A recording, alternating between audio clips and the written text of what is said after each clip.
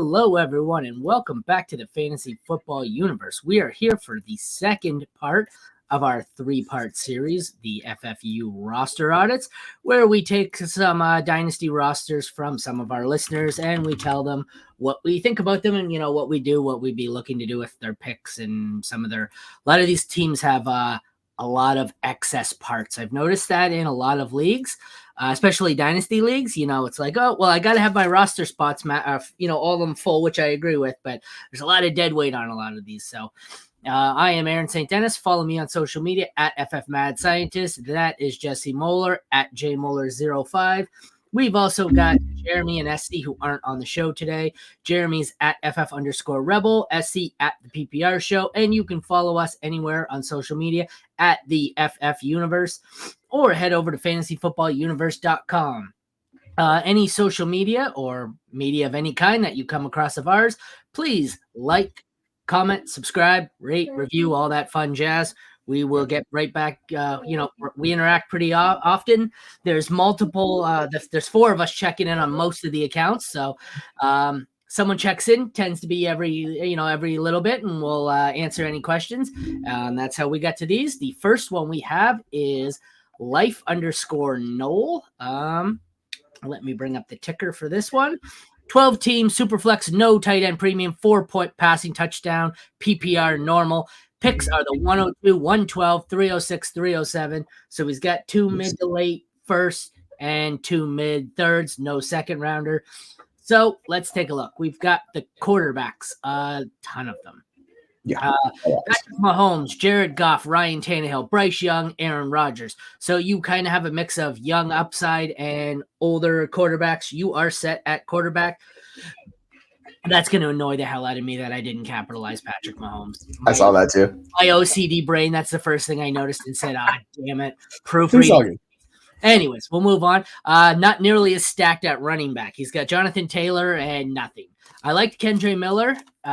Didn't really hit, injury issues. So Kendre Miller with JT, Eric Gray, and Trey Sermon. Receivers are pretty solid. Is this multiple teams with a lot of I noticed this the other day. A lot of teams had similar players. I don't know how many teams I've seen in our series here that had the Amon-Ra St. Brown, Garrett Wilson stack, and that's what he has here paired with Mike Evans, Demario Douglas, yet another team with a share of Rashad Bateman, because he's one of those guys like Jalen Reagor, where he got pretty decent draft capital, and I think people are just going to keep him on their bench hoping till about year 6 when we're like, yeah, this isn't happening. But Jalen Hyatt, Xavier Hutchinson, Andre Yoshivas, Michael Wilson, Tyquan Thornton, and his lone tight end is Dalton Kincaid.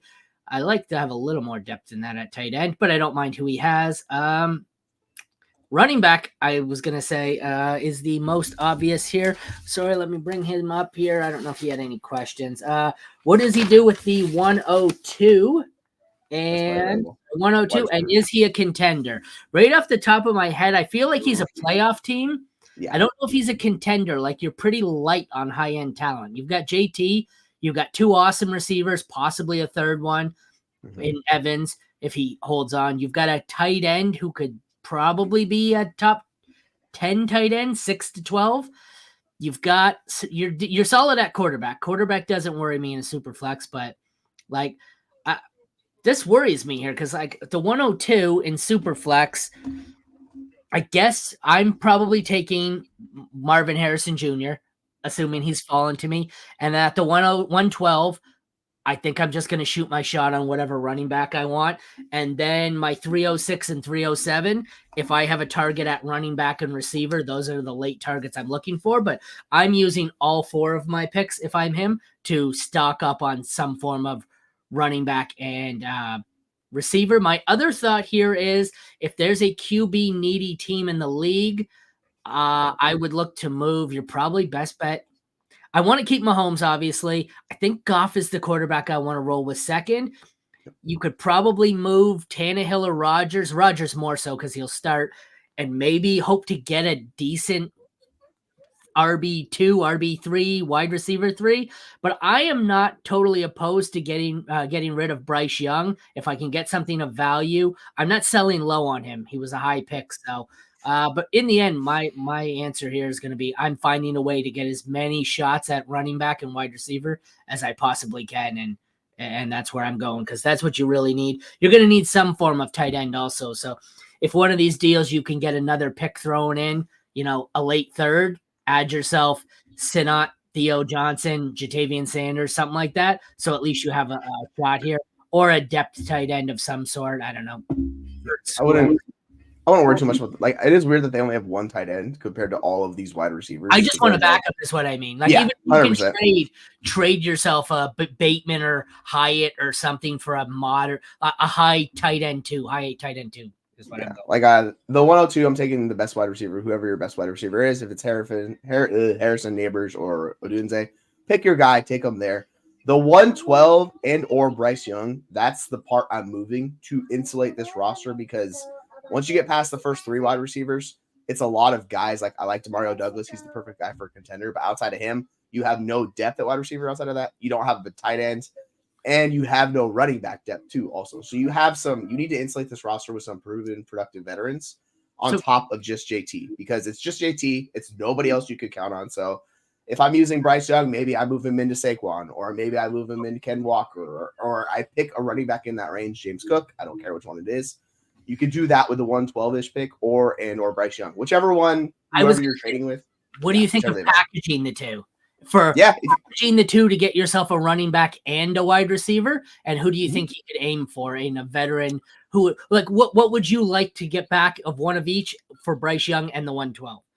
Yeah, so I mean I would go find the team that has both of those options available. Like whoever has depth available that they can spare. You're not going to go to a team that's thin like yourself because they're not going to want to trade it, right? The price is going to be higher. So whoever has a lot of running backs, like the teams we did yesterday where they had like 3 or 4 productive running backs. And then if you need a wide receiver, say it's a wide receiver, you have Mike Evans, but that's the perfect guy type in this build, right? Devontae Adams, those type of players, Cooper Kupp, if you like Cooper Kupp, whoever, old productive veterans. If you could find the cheaper, younger guys, absolutely do that. It's a little bit harder this time of year. I think Terry McLaurin's an undervalued name where you could probably get him for a mid-second. You could tier down like the 112 for Terry McLaurin, get a plus on top of that. Say they have the running back, you move Bryce Young, and you kind of make that deal that you're looking for. And that way your roster comes together and it's more whole, right? So you have more pieces, and you look like a certified contender because you could roll with Goff. You really don't need Bryce Young on this roster. He's not playing over Goff or Mahomes, right? So he just sits on your roster. You're not going to play him. Well, and that high-end quarterback value is insulated. Sure, he could turn it around, but it's insulated for a couple of years. But as we've seen with Zach Wilson and Trey Lance, for a couple of years of non-productivity, it still holds its value. When it doesn't hold its value, it goes from 100 to 4 in a quick rate. So we've got SC has a few options here. I like this one of Young for Barkley. I think you could get that done. The other two I was wondering, okay, so Bryce Young, I like this of Kamara for Higgins. Do you think you could get that done? I know Kamara's older. Yeah, I think you could get that done. And do you want to make that deal? I mean, too old for me, I think. And Higgins, I don't know where he's going to be long term. I don't know if I could get this done, and I don't know if I would get it done. I think you can. You don't have to do these specific guys, but these type of build where it's like a wide receiver in his mid-20s who's a solid producer who can be, a wide receiver 2 on team, so someone in that range. And the older running back, whatever it is. If you don't like Kamara, maybe it's Jacobs, maybe it's Jones, whatever, right? You kind of just pick those builds and go from there. I would more look into kind of the wide receivers that are younger, someone who's undervalued like Tank Dell. Maybe you go get him in a deal where you still have the insulation. Because if you're getting these older players, like with Diggs, he's already tanked in value and he's not the number one producer. So you kind of have to pick and choose where you're going with this build if you want to go younger or if you really want to go all in as a contender where you move Young, you move that pick, and then you go get the older pieces. So it's really up to you how you want to orchestrate this team. I would feel safer getting the Tank Dells of the world, but I'm fine getting a Debo and, whatever running back you want to insert in there, like James Cook. Debo and James Cook, that type of deal is fine for me with a Bryce Young 112. I'm fine doing something along those lines. You could make this type of deal work. I think enough people like Bryce Young in Superflex leagues where now's a good time to move off of him where you have the insulation of the other two quarterbacks. So I'm only really keeping Bryce Young if I need him. If I don't need him, I'm fine moving him. Just re-rolling the dice with him because, to your point, he could be worthless next year.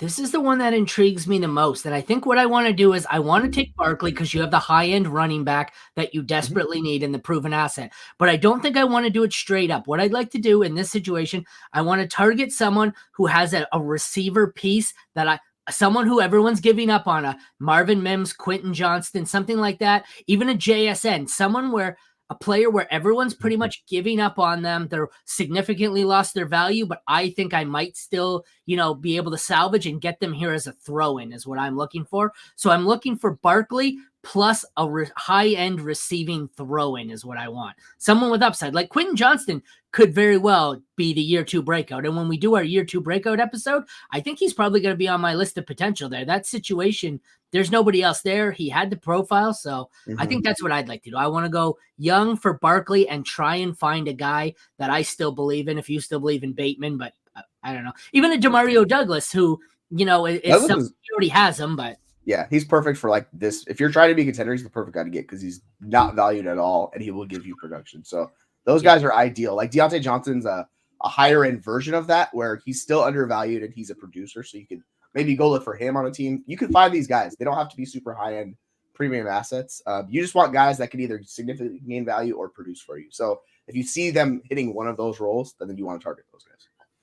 I think I'd also, if I can't get a player, a receiver, I'd ask for a 2nd round pick with it. Doesn't have to be an early one. Like there's plenty, Roman Wilson, Ricky Pearsall, Javon Baker. There's plenty of upside receivers in this class that I'd be willing to take a shot on and take a flyer there and hope that I hit on them and turn my one quarterback who I'm praying isn't the bust in the class. Although look right now, he looks to be the bust out of the top 3. You're not playing him. He's your QB4 on this roster, like Tannehill.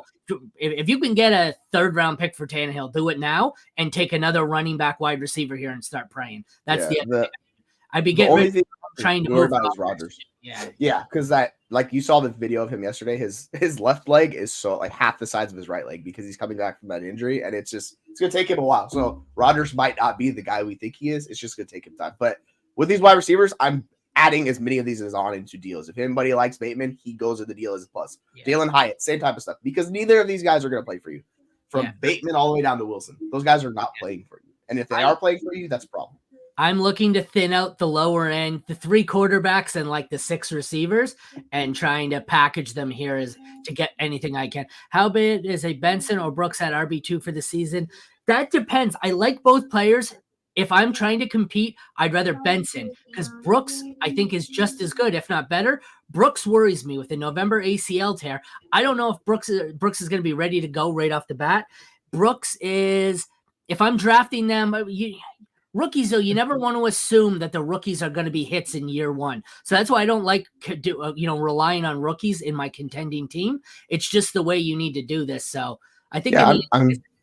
Yeah, I'd be fine with it. I'm fine with Brooks at the 112. I think that's the same if he goes around 2 with the Cowboys. I think he's actually going to be push up higher than 112. He'll probably jump to 1.9 range, give or take. No, I'm fine with the pick. I just don't know if they're going to be, if Brooks specifically is going to be a contender, and you need whatever. That's why I prefer Benson, because you need this running back to, if you take him at 112 with this roster, unless you can trade for another one, you need this running back to be at least your RB2, better than Miller is what I'm saying.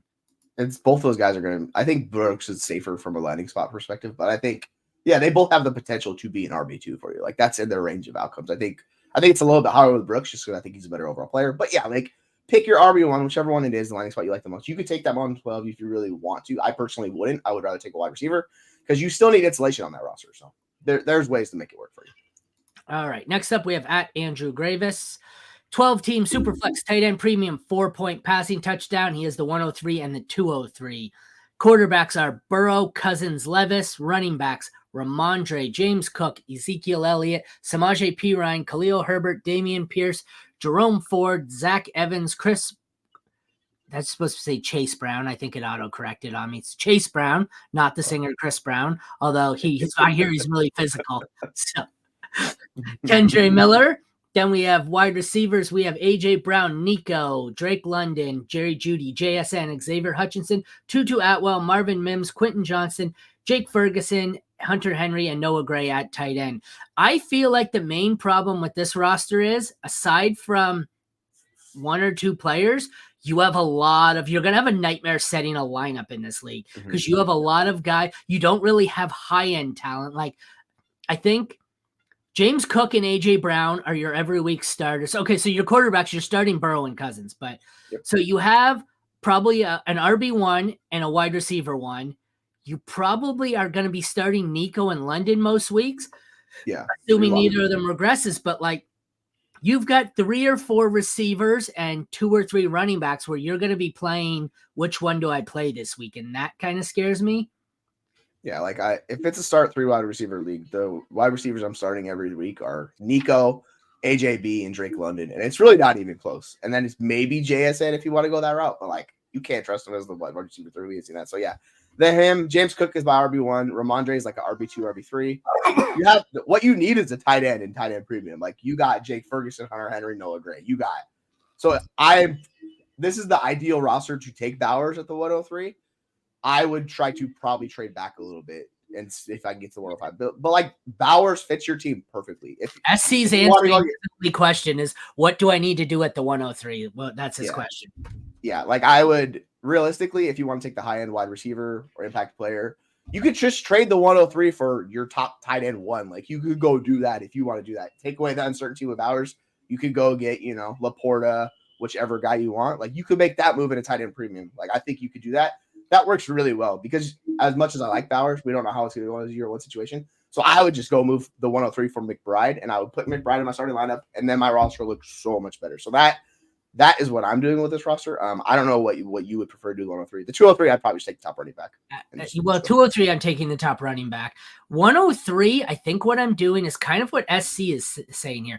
I think I'm taking my guy, my receiver at 103, whoever I want, and I don't know if you're going to get much for Judy, but I'm looking to package someone else. I think Nico and London are probably sell high candidates for me, and I'm trying to. If I can't package one of them for an elite tight end, then I'm gonna trade whoever I took at the 103, like you said, for the tight end. I don't even know if it's. I guess trade is who I want, but I don't know. I mean, pick whichever high end tight end. You could maybe like get Andrews and a plus on that type of like you can make it work because he's older, right? But if you take the Marvin Harrison Jr., you take Neighbors, and then you trade like whoever of those wide receivers for McBride, like I don't know if those guys are going to get you him in tight end premium. No, depending on how the market values tight ends in that league. If it's like a high end tight end premium, because it doesn't say, so that's kind of the uncertainty with how how heavy tight end is here. No, it just says tight end premium 1.5. Yeah, we'll say it's 1.5. So if it's like like I'd be fine taking Bowers or trading for the high end tight end. Like I would be that works a lot better than doing the wide receiver and trading. But like if you could trade the wide receiver and do it that way, and then you get the high end wide receiver prospect, I'm fine to go that route. Both of those sound like a really good plan with the team. You do need to run the running back though. Like it's fine with I don't trust Ramondre is my whole issue with this team. So you have James Cook, you trust him. He's still kind of sketchy as RB1. And then it's just Ramondre's iffy. And it's like Zeke. You need another older veteran running back like a James Conner or somebody that you could insulate where you could just play them every week. Like you need somebody like that on this roster. I feel like this is one where I want to start consolidating a bit and take a couple of the assets and pair them together and get something better. I also am not opposed with flipping Levis here to a QB needy team. Not exactly sure what his value would be, but he's the same thing as Bryce Young. He's like 108 through 112 range. But my whole issue is Kirk Cousins than Bryce right now. What sucks with Kirk Cousins is your QB2 on this roster. Like if he's not back right away, you have to you kind of have to man the fort, and you're going to have to put like JSN in your super flex spot or something.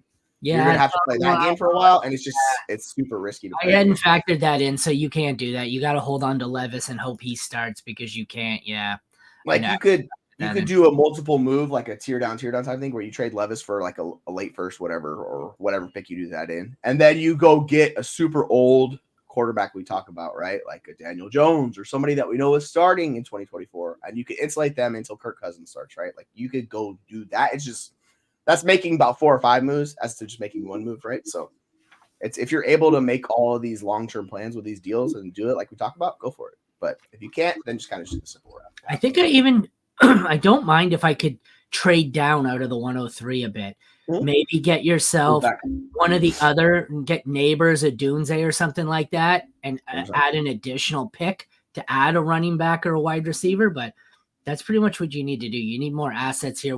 Not more assets. You need higher end. You need some tiering up here. You've got a lot of guys where, like running back wise, Elliott, P. Ryan, Herbert, Pierce, Ford, unless Chubb is out. Like none of these guys after Cook is really going to be a consistent starter.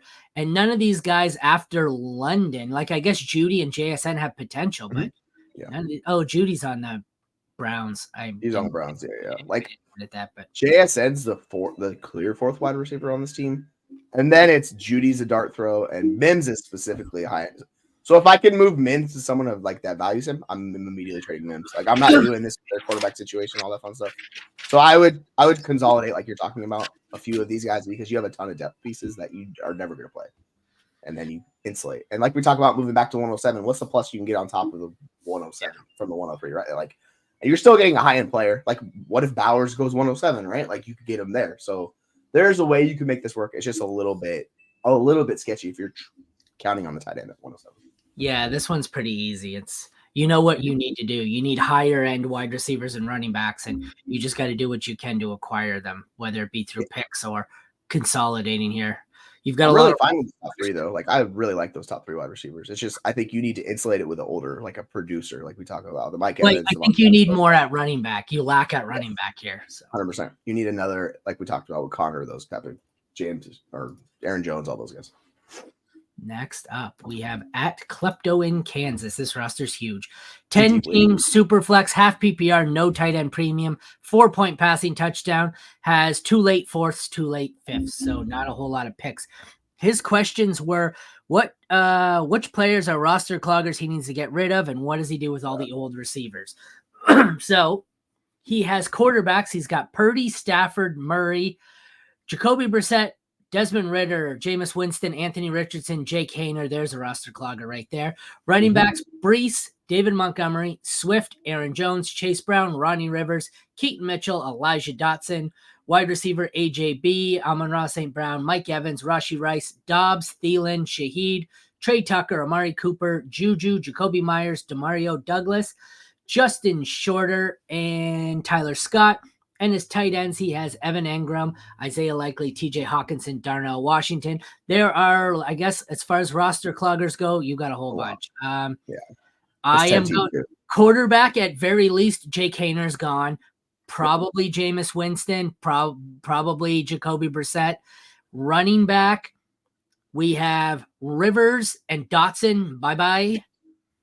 Wide receiver, I'm probably getting rid of Shorter and Scott at very least, and at tight end, I'm getting rid of Darnell Washington. So just without even thinking of it, that's probably 8 players you could trim right off the bat. What are your thoughts? Yep, 100%. I'm with you. There's a lot of guys like Rashid Shaheed, Trey Tucker. I know they're young, but they're in 10 team. These guys are worthless. In 10 team, I want the most premium assets you could possibly get because it's so important to have those guys. You need the true difference maker. So you have Richardson, you have Kyler Murray, you have the quarterback situation set. Those guys take off this year, like you're set there. You have Brees, your RB2 in the 10 team. I do not like your guys that much. Like they're solid players, Aaron Jones, DeAndre Swift, David Montgomery, but you're getting cooked by somebody in the league in 10 team. Same thing with the wide receivers. I like Amon-Ra St. Brown. I like Mike Evans. They give you nice AJ. 2, and then AJ Brown, that's the solid 3. The tight end situations, Evan Engram, he's fine. So you're competitive in a 10 team, but like looking at 10 team rosters, I still think you're a little bit short. You need a couple other like high end assets is what I would expect most 10 teams to be. And that kind of answers his question of what to do with the older wide receivers here. I think if I can, I'm going to package Purdy, one of Montgomery, Swift, or Jones, and say Amari Cooper, something like that. So that's you could get. I'm sure you could get a solid RB2 for Purdy, Cooper, and one of those 3 running backs, especially in super like. I think you can get a good running back for that. That's what I mean. You could probably get a low end RB1. Like you could, I would imagine for Purdy, say it's Purdy, Montgomery, and Cooper. Think you can get James Cook for that?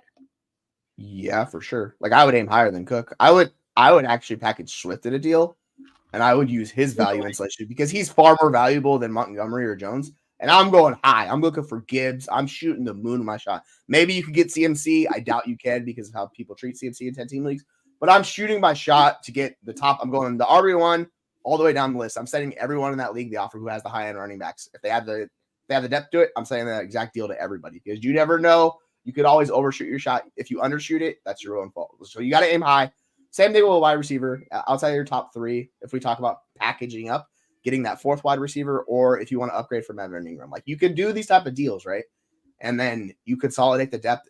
You're also, instead of cutting guys, you're just trading them away. So the other team takes them, right? So those roster cloggers for those guys. So you package them that way.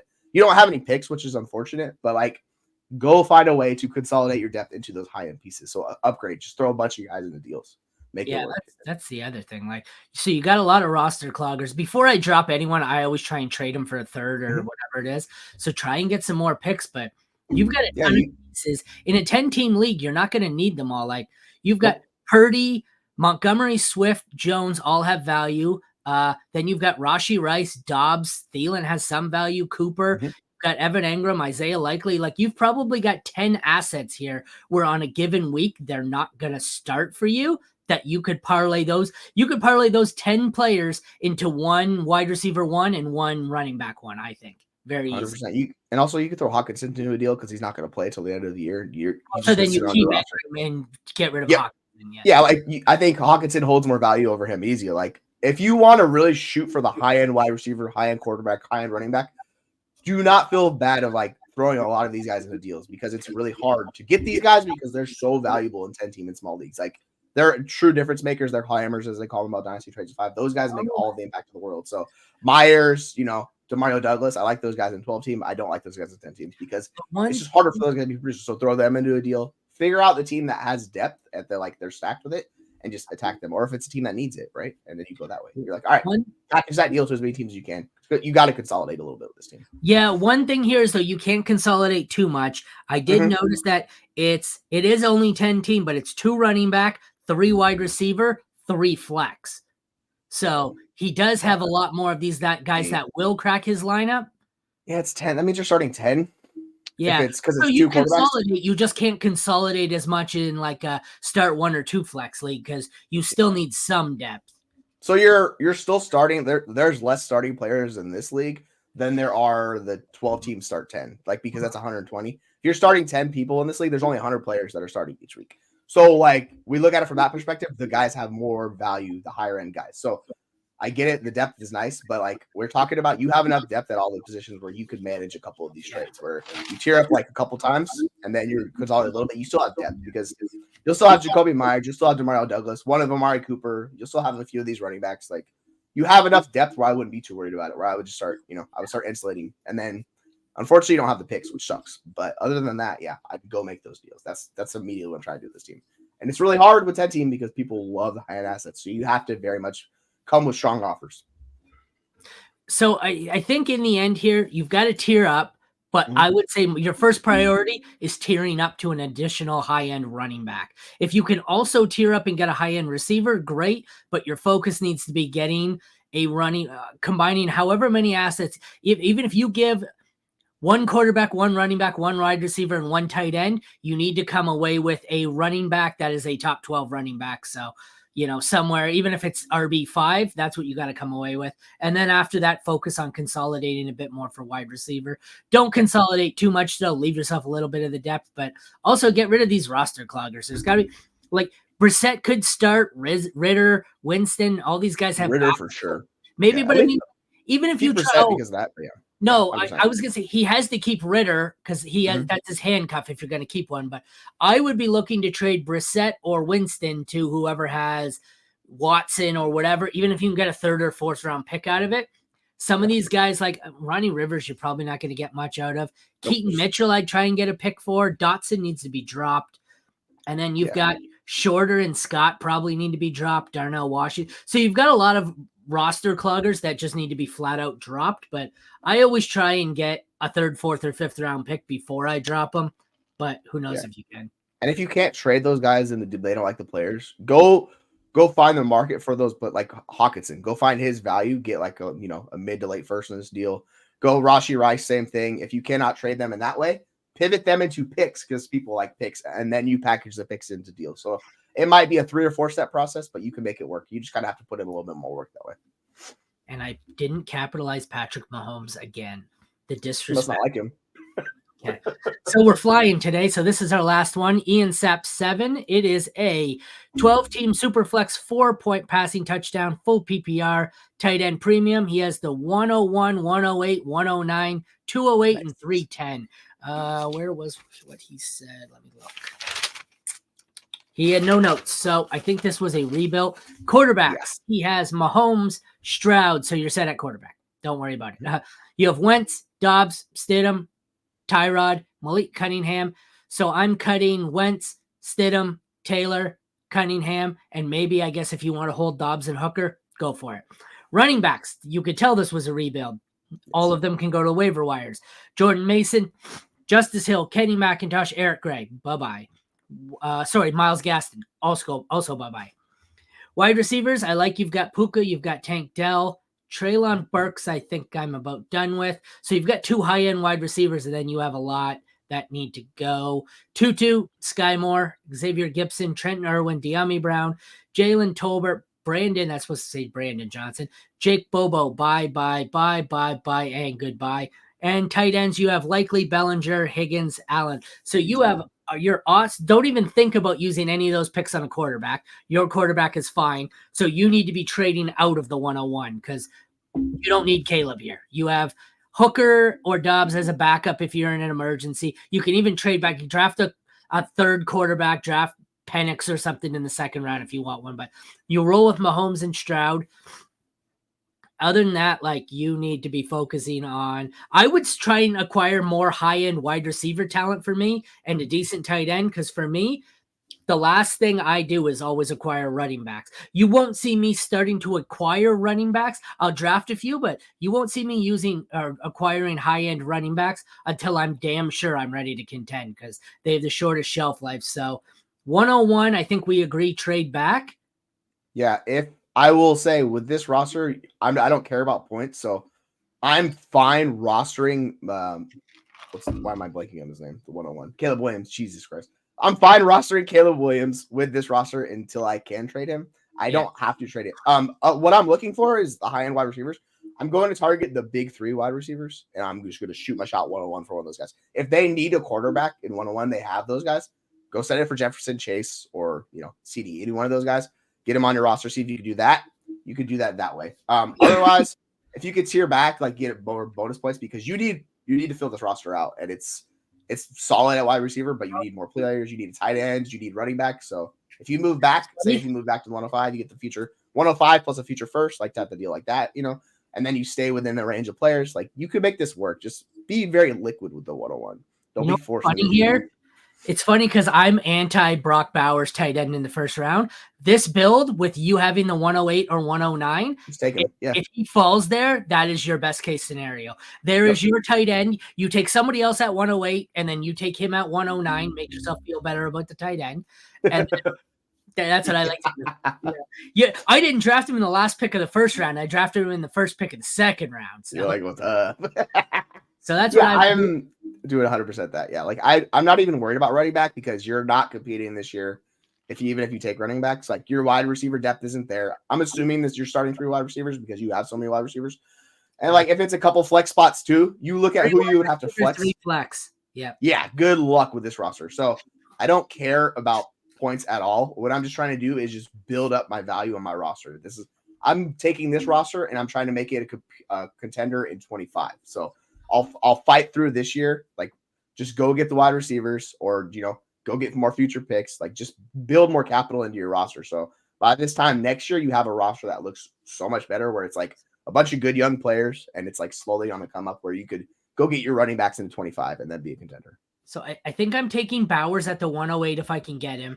I'm trading down from the 101 if I can. Say I trade down to the 105 and I add a second rounder. So I'm taking Bowers as at 108 or 109, and then my other 4 or 5 picks or however many I have are wide receivers, I'm pretty sure. And I'm just loading up on wide receivers because that's the way you're going to have to build this one, because you don't really have any trade assets that have value that you can afford to give up. Your quarterbacks, you have 2 good ones and a bunch of ones that are waiver wire.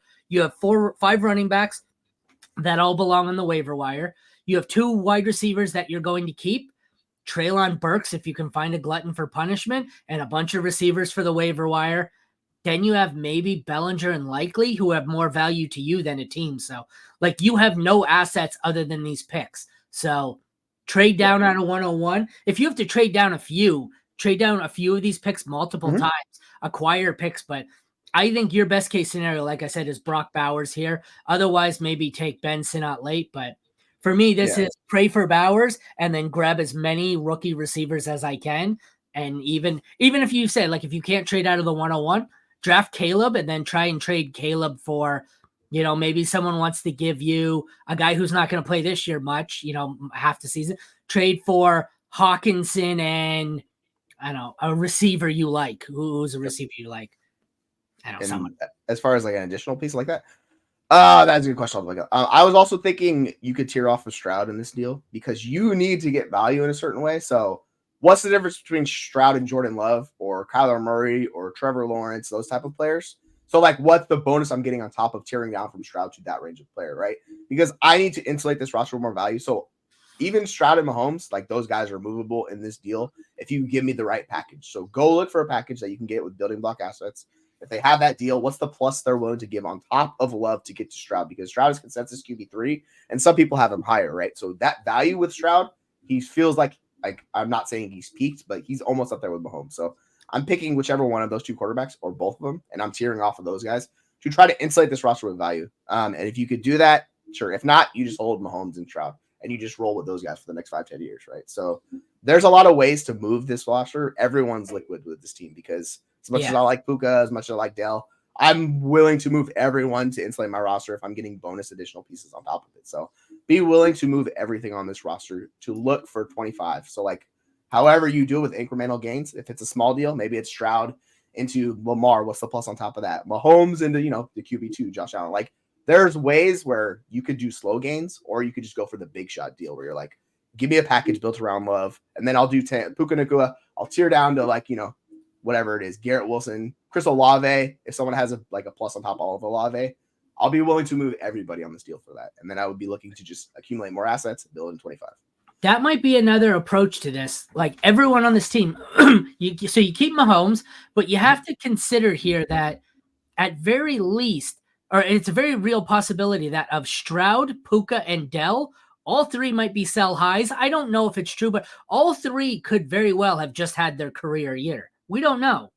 We don't know. Like, we have 1 year from all three of them. So they seem like they could potentially be, you sell Stroud, Dell, and Nacua, you might have enough draft picks and players here to restock the shelves for the next 5 years. So it would be a total rebuild, and you're going to suck next year, but you're going to suck next year anyways, I think. So right. If you package off a Stroud into like a monumental deal, you have the 101, right? Then you could just draft Caleb. So, like, you could make that work that way, just replace him that way. So you don't necessarily need a quarterback in this deal. I get it. Caleb's a hell of a lot more risky than Stroud is. We know what Stroud is. He's going to be a very good quarterback for a long time. But if you want to play the value game, you could do it that way, where you could move off, just go back, get the 101, and then, like, you could just recycle these picks and do that. I'm flipping everything I can to insulate value gains. Whatever deal someone's want to give me a second on top of a player, same tier, I'm doing that. Like, with rebuild like this, you just have to be severely active and be willing to make a lot of moves, because that's how you turn this team into a contender. It's just by sitting and picking and stuff like that. It's not going to get you there. You need a little bit more than that. Alrighty. That concludes our second edition of FFU roster audits. Check us out over at fantasyfootballuniverse.com. Check us out on all the socials at the FF Universe. Like, review, rate, subscribe, comment, all that fun jazz. Follow us on the socials. We are back again tomorrow for the third and final edition. Don't be afraid to trade Mahomes for the right price. Yeah, it depends what the right price is. Yes. Is that another one? Might try to. Oh, sorry, you got that one. I don't know why it came up as new on mine. Anyways, we will be back tomorrow for the final one of these at noon, hopefully, and then we will be starting a heavy dose of coverage Thursday, Friday, Saturday. We are going live during the day, Thursday and Friday, and then live during the draft. Thursday morning, it looks like we're going our last mock draft without landing spots and some players that we think are, ticking time bombs waiting to happen, who could really lose value at the draft. Then we'll go live for the draft, and we'll be here all weekend long from Detroit. So thank you for tuning into the Fantasy Football Universe. We will see you again tomorrow at noon.